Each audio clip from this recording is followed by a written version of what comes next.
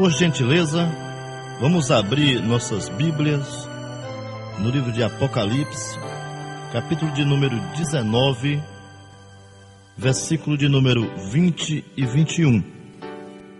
Apocalipse, capítulo de número 19, versículo de número 20 e 21.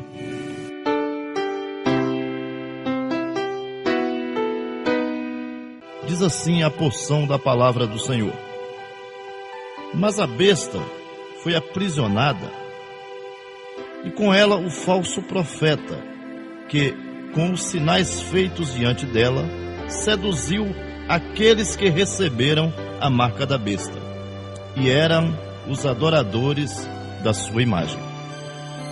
Os dois foram lançados vivos dentro do lago de fogo, que arde com enxofre. Os restantes foram mortos com a espada que saía da boca daquele que estava montado no cavalo, e todas as aves se fartaram das suas carnes.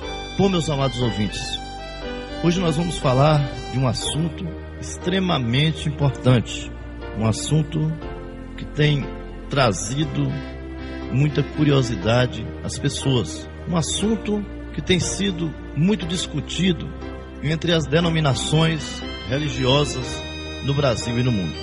Vamos falar hoje sobre o falso profeta e a plataforma para a vinda do anticristo.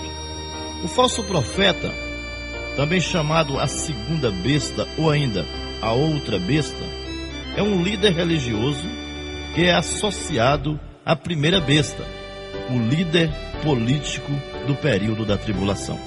Mas, meus amados ouvintes, como nos precaver contra os falsos guias? O Novo Testamento apresenta os falsos guias como anticristo. João diz que surgiria muitos falsos profetas, e o pior é que esses falsos profetas sairiam de dentre nós, ou seja, do meio cristão. A igreja, os pastores, ministros, obreiros e professores de cultos de doutrina, escola bíblica dominical, precisam instruir bem o povo de Deus, orientar bem no estudo da palavra, dando-lhe conhecimentos bíblicos suficientes. Temos que ficar de olho aberto para as heresias que diariamente bate contra a nossa vida e tem tragado a muitos. É hora de levantarmos os nossos verdadeiros profetas para conscientizarem nosso povo a respeito do que acontece em nosso país. Por outro lado, os crentes precisam despertar mais para o estudo da palavra de Deus, praticar mais a leitura da palavra, a oração, a consagração a Deus, e não ser apenas meros espectadores dentro da sua casa, dentro da casa do Senhor. Precisamos ser mais ativos e participarmos mais das atividades. Temos que ser sal da terra e luz do mundo. Temos que influenciar a sociedade com o nosso testemunho. Meu amado irmão, a palavra de Deus diz que Eliseu, quando ele ia passando em frente à casa daquela mulher, a mulher olhava para aquele homem e admirava o seu perfil, a sua fisionomia, a sua forma de andar, a sua forma de agir, porque Eliseu não era qualquer um. Eliseu era um homem de Deus. Para darmos testemunhos, temos que ser como Eliseu. E a mulher chega lá e fala com o seu esposo, tem uma conversa com o seu esposo, diz: olha, passa um homem aí sempre, aquele homem é um verdadeiro homem de Deus. Vamos fazer um quartinho lá atrás, junto à parede, para que ele possa descansar quando ele for passando por aí, para que ele possa almoçar conosco, para que ele possa jantar conosco, para que ele possa tomar café conosco, porque quando o homem é de Deus, verdadeiramente o Espírito contesta. Eu quero dizer a você uma coisa, que aquela mulher conversou com o seu esposo não sentiu ciúme, porque realmente ele confiava em sua esposa. É necessário darmos testemunhos para que o Senhor possa trabalhar em nossas vidas. Mas vamos continuar. Paz e prosperidade falsa. Quando andarem dizendo paz e segurança, eis que lhes sobrevirá repentina destruição, como vem a dor de parto a que está para dar à luz, e de nenhum modo escaparão. 1 Tessalonicenses, capítulo de número 5, versículo de número 3. Vi então, e eis um cavalo branco, e o seu cavaleiro, com um arco, e foi-lhe dado uma coroa, e ele saiu vencendo para vencer. Apocalipse, capítulo de número 6, versículo de número 2. Mas, meus amados irmãos, eu gostaria de fazer uma pergunta. Qual tipo de paz o povo de Deus tem gozado na terra, nesta época em que estamos vivendo? As passagens bíblicas e outras semelhantes falam de paz e prosperidade na terra, e fala que a terra experimentará no princípio do governo centralizado da besta, que se encontra lá em Daniel, capítulo de número 11, versículo 36, diz que o seu governo será próspero. Meu amado irmão, todos nós sabemos, você que lê Bíblia, você que tem buscado o Senhor, você que tem buscado aprender mais de Deus, você que tem se aprofundado mais na palavra de Deus, você sabe muito bem que nós vamos ter aí a grande tribulação. Nós já estamos vivendo em grandes tribulações em nossas vidas. Nós estamos vivendo em tribulações. Só que nós vamos ter a grande tribulação. E com certeza, todos nós sabemos que a grande tribulação, conforme a Bíblia nos diz, ela terá 7 anos. 3 anos e meio de falsa paz. E logo depois mais 3 anos e meio, onde o povo vê realmente que o anticristo não é aquilo que ele dizia ser. Mas veja só, a Bíblia diz que o governo dele será próspero. Isso nos primeiros 3 anos e meio. Dá a impressão que ele veio realmente para resolver os problemas da humanidade. Dá a impressão que ele veio para trazer paz. Dá a impressão que ele vai acabar com as guerras, que ele vai acabar com o tráfico. Dá a impressão que ele vai realmente resolver, solucionar os problemas da humanidade. Ele convencerá o mundo de que acaba de raiar a era da paz e do progresso com que a humanidade sonhava. A política, a religião, a economia, a ciência serão suas metas principais. A ciência atingirá um ponto nunca alcançado.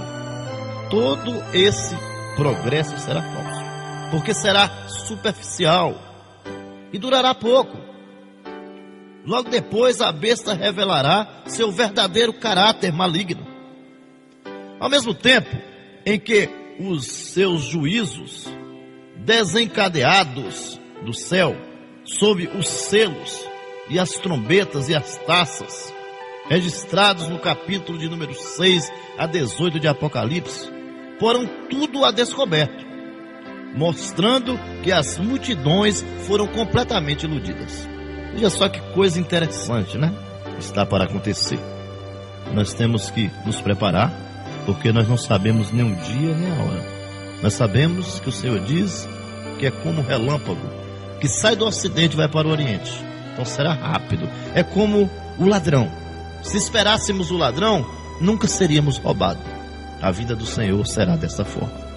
Temos que ter muito cuidado, temos que vigiar, temos que procurar estar sempre na presença do Senhor, temos que procurar sempre viver integridade para alcançarmos o nosso galardão, para alcançarmos a nossa salvação. Continuando, outro assunto muito interessante, que diz, o cavaleiro e o seu cavalo. Apocalipse, capítulo de número 6, versículo 12, e Apocalipse 19, 11 fala sobre isso. São 2 cavalos brancos, sendo que um é o anticristo montado e o outro é Jesus Cristo.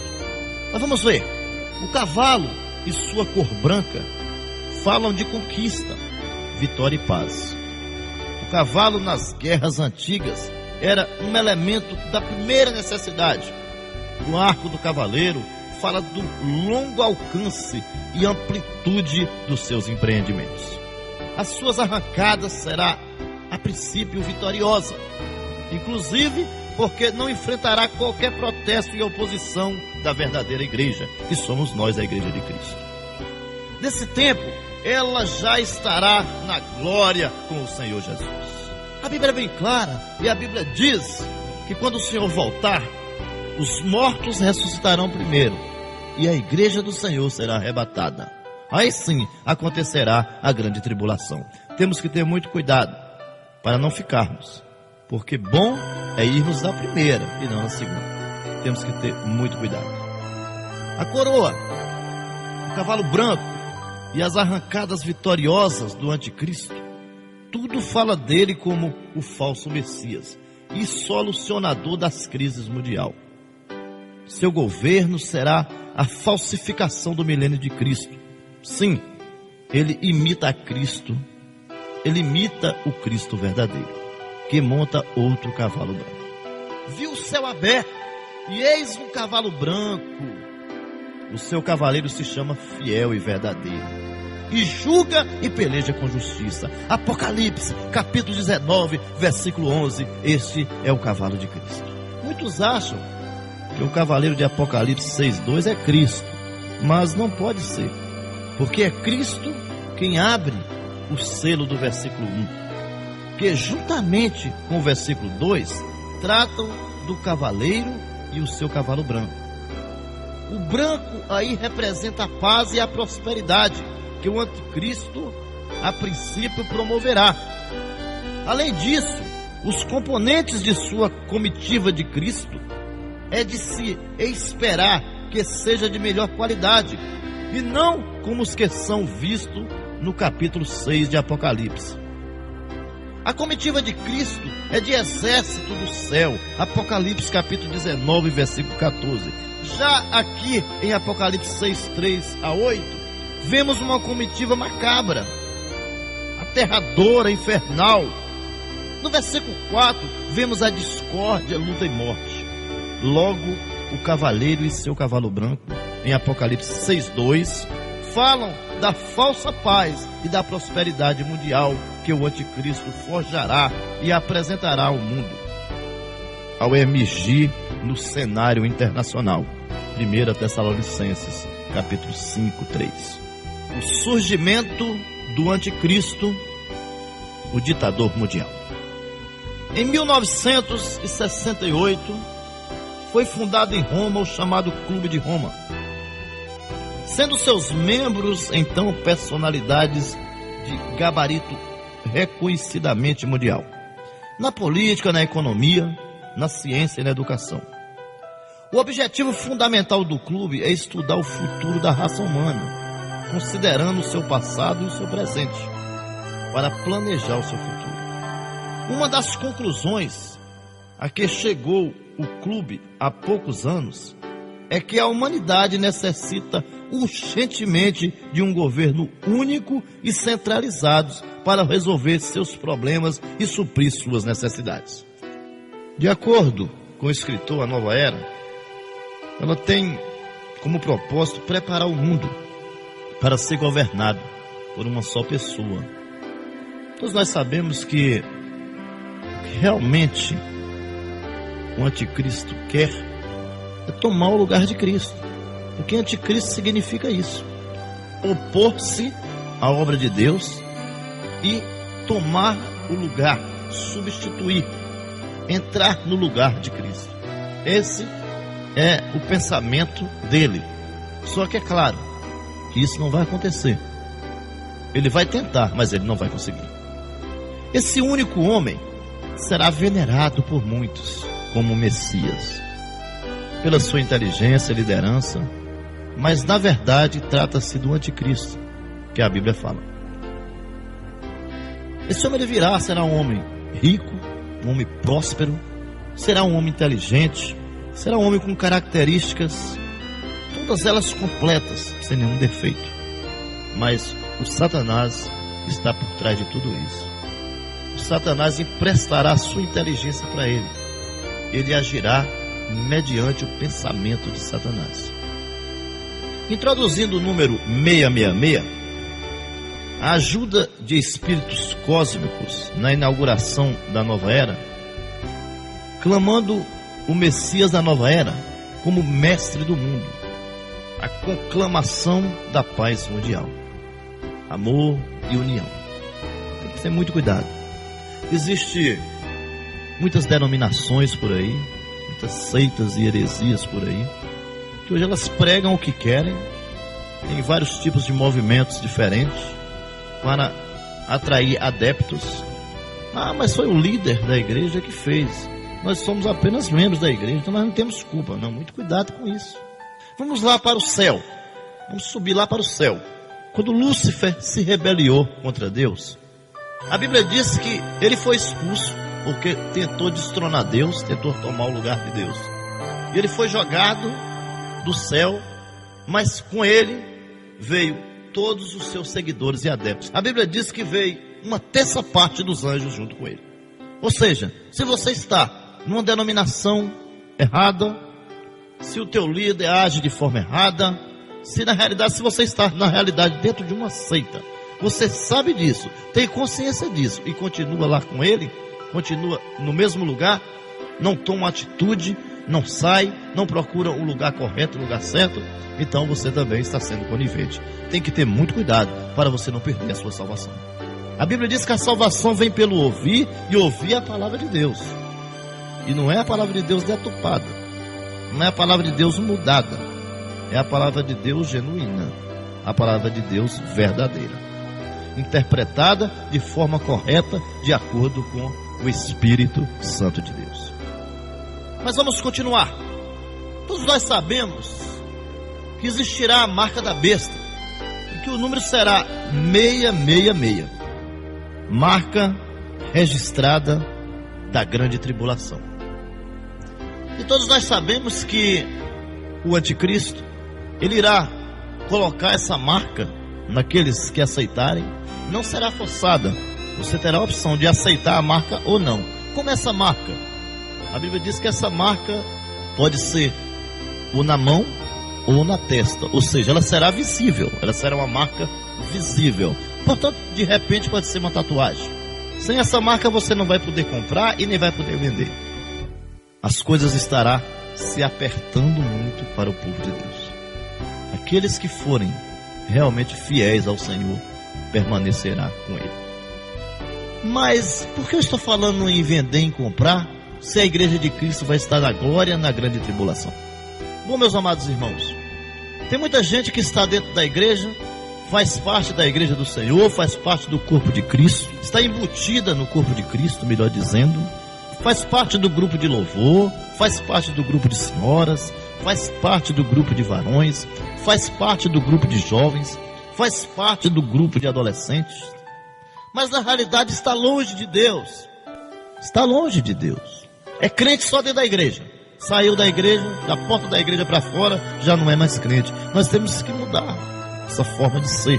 Ou melhor, sermos verdadeiros adoradores em espírito e em verdade. A Bíblia diz que Cristo procura verdadeiros adoradores. Se Ele procura é porque o negócio é difícil de encontrar. Porque se não fosse difícil de encontrar, Ele não estava procurando. Então, Cristo, Ele procura os verdadeiros adoradores, que o adore em espírito e em verdade. Então veja só, Jesus vai voltar, os mortos ressuscitarão primeiro, a igreja do Senhor será arrebatada. Essas pessoas aí que faziam parte do grupo de varões, do grupo de senhora, do grupo de adolescente, do grupo de jovem, que estava embutida no corpo de Cristo, mas que não fazia parte, por alguma falha, por algum pecado, por algum deslize, não subiu e ficou. Essas pessoas que vai ficar na grande tribulação, elas conhecem a palavra de Deus. E quando o anticristo, quando o falso profeta, juntamente com o anticristo, vier à procura dele, para colocar o sinal, para colocar a marca da besta sobre ele, ele não vai aceitar. Ele não vai aceitar porque ele conhece a palavra. E a palavra de Deus vai falar mais forte no seu coração. E aí o que vai acontecer? Ele não vai aceitar. Então, ele será morto. A Bíblia diz que ele será decapitado, que ele entrará no céu pelo sangue, ou seja, não aceita o sinal ou a marca da besta, morre, é decapitado e através do seu sangue ele entra no céu. A Bíblia fala sobre uma grande multidão de branco. Quem é essa grande multidão de branco? Quem é essa grande multidão que vem vestida de branco? E o Senhor diz: esse é aqueles que vêm da grande tribulação. São esses os que vão ficar, mas que entrarão depois. Ou seja, eles entrarão como convidados. Louvado seja o nome do Senhor. Lá está acontecendo as bodas do Cordeiro, e eles entrarão como convidados do Senhor. Eles não farão parte da primeira, mas farão parte da segunda, e entrarão como convidados nas bodas do Cordeiro, no casamento com Cristo. Louvado seja o nome santo do Senhor. Deus, Ele é fiel, meu irmão, e Ele te ama. Ele está sempre de braços abertos. A Bíblia diz: eis que estou à porta e bato. Se alguém ouvir a minha voz e abrir a porta, eu entrarei, cearei com ele e ele comigo. E o Senhor está falando muito claramente no espiritual aí. Ele está dizendo: olha, se tu abrir a porta do teu coração, eu entro, ceio contigo e tu ceia comigo. Louvado seja o nome santo do Senhor. Então, sempre há uma esperança. O Senhor sempre nos dá uma segunda, uma terceira, uma quarta, muita chance que Ele nos dá. Nós nascemos e de repente vivemos aí 50 anos e esquecemos que o Senhor existia, esquecemos que o Senhor nos deu visão, esquecemos que o Senhor nos deu fôlego de vida, esquecemos que o Senhor abriu portas de emprego para nós, esquecemos que o Senhor fez a provisão do café da manhã, do almoço, do jantar, do lanche, do calçar e do vestir. O Senhor sempre nos dá uma segunda chance, para que possamos nos arrepender. Mas a dureza do nosso coração muitas vezes tem nos afastado de Deus. Mas vamos continuar. A questão central da tribulação é quem tem o direito de governar: Deus ou Satanás? Deus vai provar que é Ele que tem esse direito. Pela primeira e única vez na história, as pessoas terão uma data limite para aceitarem o Evangelho. Por enquanto, todos podem aceitar ou rejeitar essa mensagem em diferentes momentos da vida. Alguns o fazem na infância, outros no início da fase adulta, outros na meia-idade e alguns até na velhice. Mas quando vier a tribulação, as pessoas terão que tomar uma decisão de forma imediata ou compulsória por causa da marca da besta, de modo que toda a humanidade será deliberadamente dividida em dois segmentos. O elemento polarizador será precisamente a marca da besta. A Bíblia ensina, meus amados irmãos, que o líder da campanha em defesa da marca da besta será o falso profeta. Vamos dar aqui um exemplo. Quando alguém vai se candidatar a deputado, a senador ou a presidente da república, ele contrata uma equipe para cuidar da sua campanha. Uns fazem panfleto, outros distribuem, outros fazem propaganda de televisão, outros colocam na internet, e cada um faz uma coisa em equipe, em conjunto, e a pessoa vai para o palanque para discursar, mas já tem alguém que vai preparar o seu discurso. Então cada um faz uma coisa. O falso profeta, ele é como se fosse um preparador para a plataforma do anticristo. Ele é como se fosse um precursor, um anunciador, um preparador. Ele vem antes para preparar as pessoas para a chegada do anticristo. E quando o anticristo chegar, uma grande massa aceitará a sua forma de governo e vai se aliar a ele. E a besta será o falso profeta, que está ligado à falsa religião.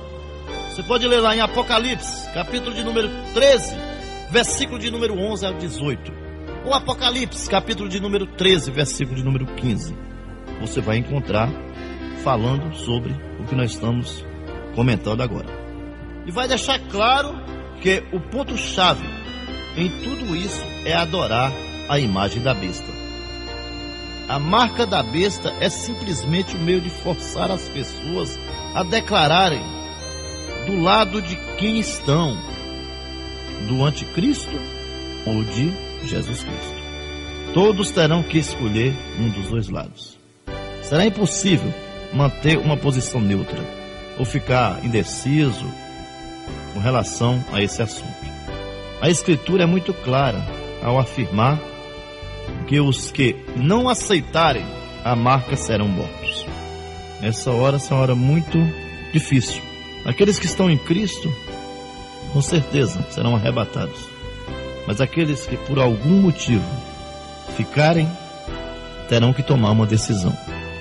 E é melhor escolher a Cristo do que escolher o anticristo, do que escolher a besta, do que escolher o homem do pecado, do que escolher o falso profeta.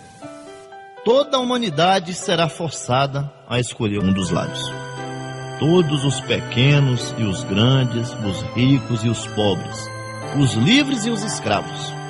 O Dr. Robert Thomas comenta que esta construção retórica abrange todas as pessoas, de todas as classes sociais, ordenadas segundo a sua condição financeira, abrangendo todas as categorias culturais.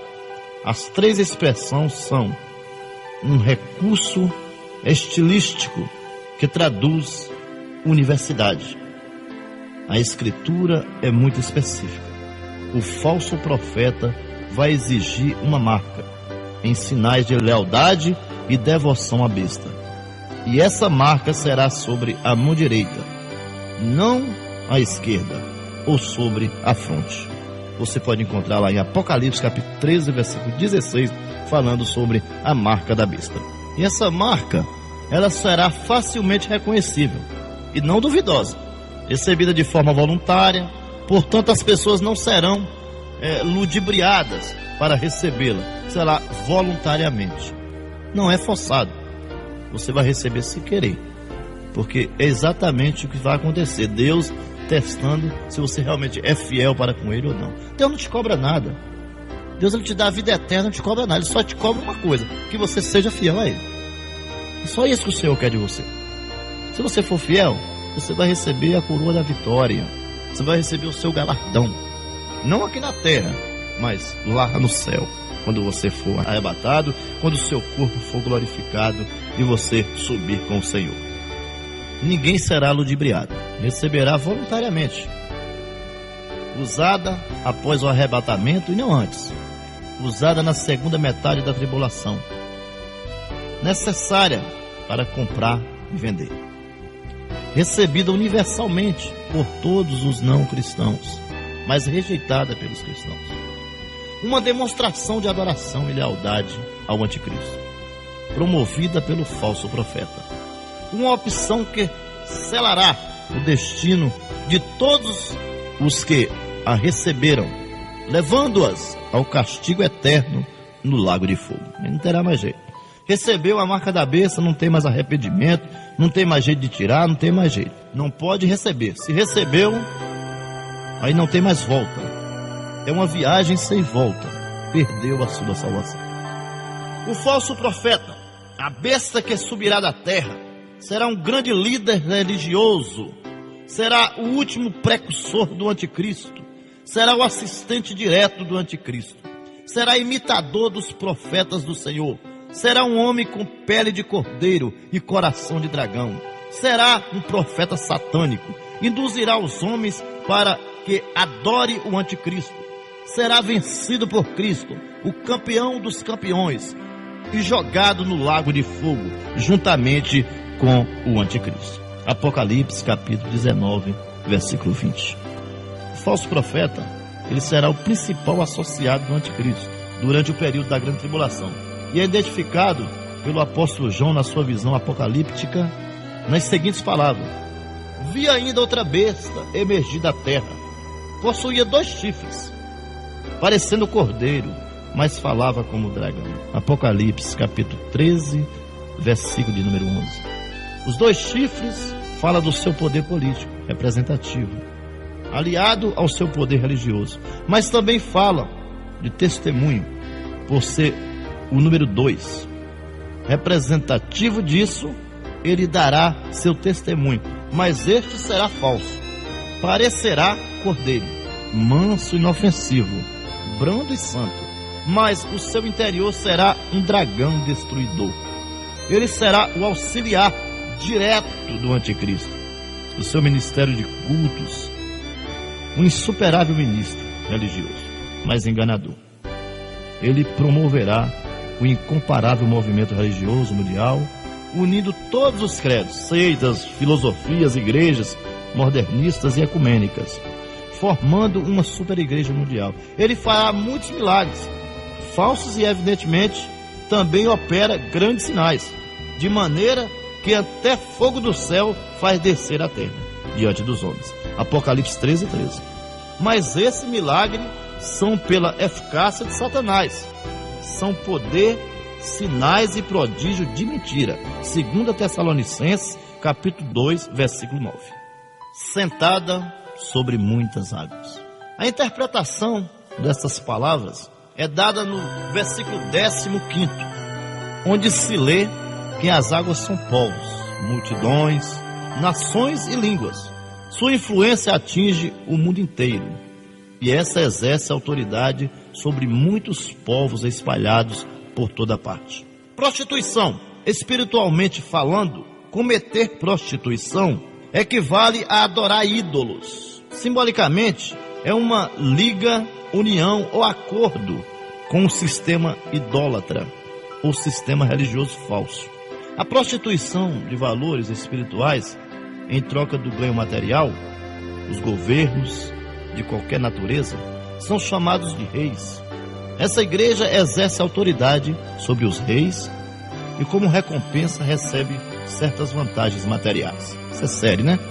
E quando o anticristo vir, a Bíblia diz que ele será um homem muito próspero, muito rico, uma fortuna incalculável, e muitas denominações aceitarão se unir a ele, porque ele vai oferecer uma grande quantidade de dinheiro, porque ele quer se aliar às classes mais representativas do mundo, para que ele realmente tenha prestígio sobre toda a face da terra.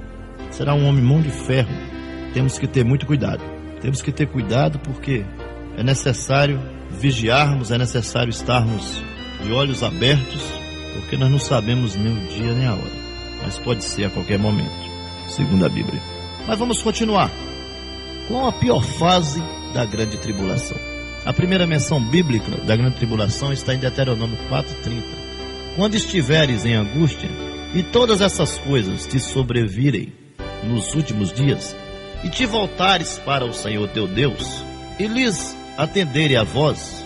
Outras passagens que podem ser lidas agora são Deuteronômio 31:4, Isaías 13:9, 13, 34:8, Ezequiel 20:33, 37, Jeremias 37:8, Deuteronômio 12:1, e assim sucessivamente, etc, etc. Existem muitos versículos que poderíamos ler sobre a pior fase da grande tribulação.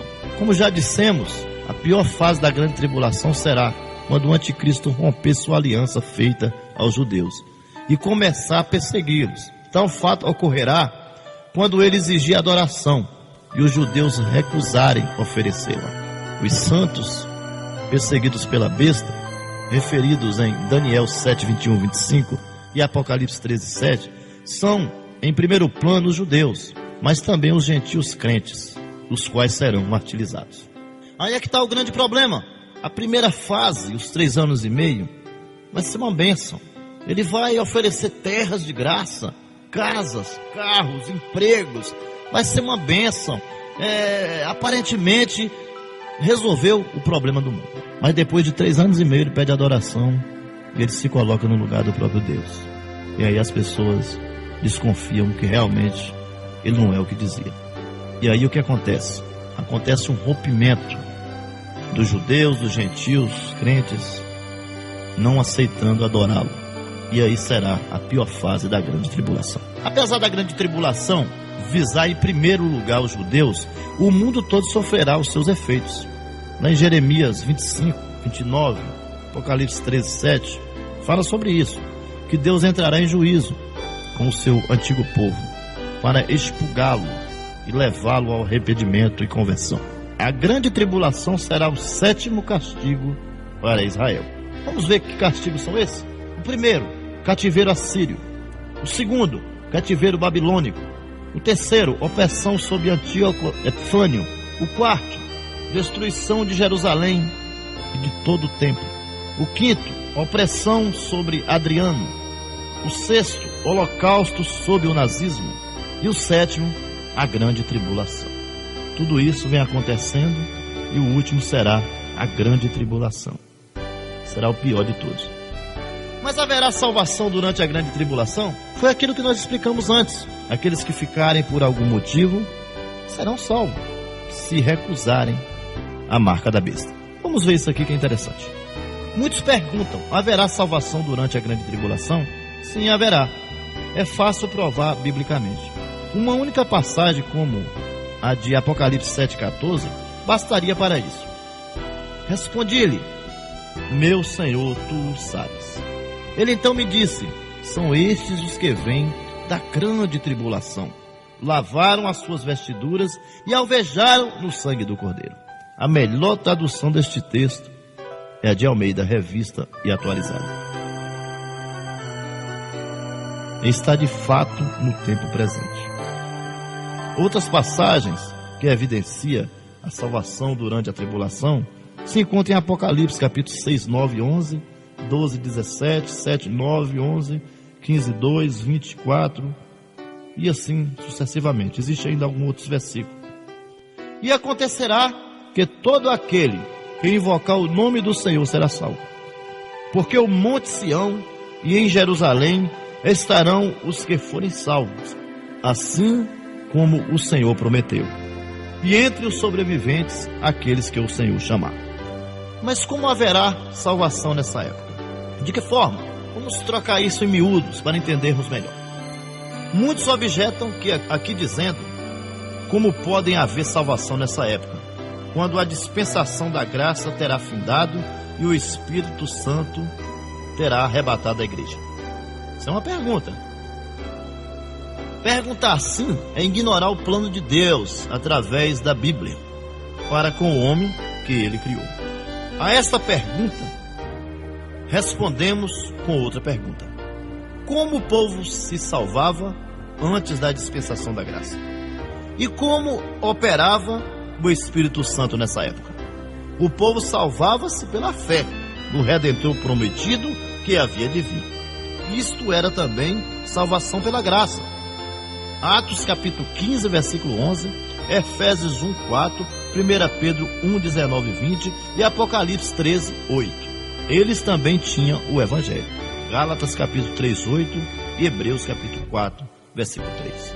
Então veja só, Jesus não tinha vindo ainda, mas aqueles que creram, aqueles que esperaram pela vinda do Messias, aqueles que tinham realmente fé que um dia o Messias prometido, que Isaías tanto falou, Isaías, o profeta evangélico, Isaías, o profeta que mais falou da vinda do Senhor Jesus Cristo, aqueles que acreditavam que ele vinha, que o Messias prometido vinha, esses se salvaram pela fé. São esses que ressuscitarão primeiro. Os que acreditaram, os que confiaram que o Senhor viria. Mas o mais interessante que eu acho em toda essa história somos nós, porque nós cremos que o Senhor Jesus veio, nós cremos que ele viveu na terra, nós cremos que ele morreu por nós cremos nos seus milagres, nos seus prodígios, e nós não vimos. E a Bíblia diz: bem-aventurado aqueles que não viram e creram, louvado seja o nome santo do nosso Deus. Esse é o maior orgulho que eu tenho, é porque eu não vi, mas eu creio. Eu tenho convicção da minha salvação através da morte de Jesus Cristo na cruz do Calvário. Outro assunto muito interessante: a batalha no Armagedon. Muita gente, como por exemplo os chamados seitas e heresias, tem uma compreensão totalmente errada sobre a batalha do Armagedon. Não importa quão sinceros sejam eles e os demais que creem de modo diferente, uma vez que estão totalmente confundidos. Os tais ensinam que tal batalha será apenas um conflito entre o bem e o mal, sem qualquer realidade literal. Já outros vão para outro extremo, materializando as ideias. Isso é literatura só, sem a fé e sem a realidade e o peso da palavra de Deus. Contra ela, Jerusalém, se ajuntarão todas as nações da terra. Naquele dia, procurarei destruir todas as nações que vierem contra Jerusalém. Então sairá o Senhor e pelejará contra essas nações, como pelejou no dia da batalha. Ela será real, ela acontecerá literalmente. Significado de Amargedon. O que significa Amargedon? O termo Amargedon significa Monte de Megido. Trata-se do local ao norte de Israel, onde o Senhor travará grande batalha contra os inimigos do seu povo. Israel, esse local tem sido famoso como campo de batalha da história, dada a posição estratégica que ocupa. Aí concentrar-se-ão as forças das nações em guerra contra Deus e Israel. Para nós hoje, especialmente os cristãos, é totalmente absurda a ideia de que alguém se atreva a lutar literalmente contra Deus, como se ele fosse como um de nós, e como ele pudesse ser lançado e atingido pelo homem e suas mãos. É que nesse tempo de apostasia total, os homens estarão tão enganados pelo diabo que cometerão a loucura de concentrarem suas forças em Israel para destruir esse povo e lutar contra Deus. Apocalipse 16, 13 ao 16.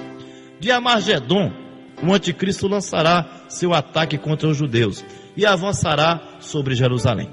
A batalha não é, em primeiro lugar, um combate pessoal entre os exércitos do mundo sob a besta. E o diabo sabe que os planos futuros de Deus estarão relacionados com Israel. Quanto ao futuro do mundo, o ataque será devastador, porém os judeus lutarão heroicamente. Ezequiel 14, 14. Bom, meus amados irmãos, para entrarmos no clímax, na conclusão do nosso estudo, eu gostaria de, em primeiro lugar, falar sobre as características e obras do anticristo. Ele será um gênio em oratória, Daniel 11:36. Ele será um gênio político, Apocalipse 17, 11, 12. Ele será um gênio no comércio, Apocalipse 13. Ele será um gênio intelectual, Daniel capítulo 8, versículo 23. Ele será um gênio militar, Apocalipse capítulo 6, versículo 2. Ele será também um grande líder religioso, Apocalipse 13, 8. Será o maior trapaceiro de todos os tempos, Daniel 8, 25. Fará uma reforma agrária, Daniel 11, 39. Terá o número 666, Apocalipse 13, 18. Terá uma estátua, Apocalipse 13, 14 e 15.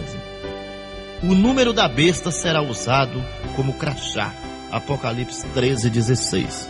Só compra e vende quem tem esse número, Apocalipse, capítulo de número 13, versículo 17. Quais serão as atividades pessoais do anticristo?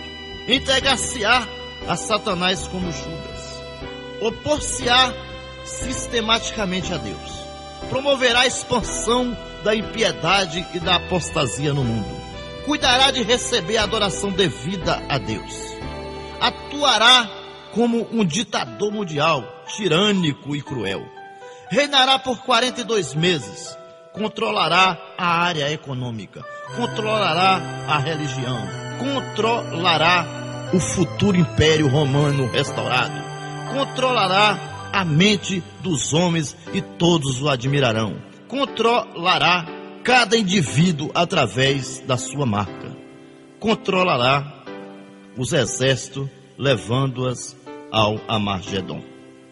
Mas durante o seu reinado, quais serão as suas manifestações? Em primeiro lugar, ele aparecerá no período em que a terra estará em grande caos, ou seja, as pessoas estarão passando fome, passando necessidade, as pessoas realmente vão se render a ele, vão ser forçados a aceitar, porque estará passando por uma grande crise, estará um grande caos. O nosso mundo estará um grande caos. Através da sua inteligência, induzirá e controlará o mundo.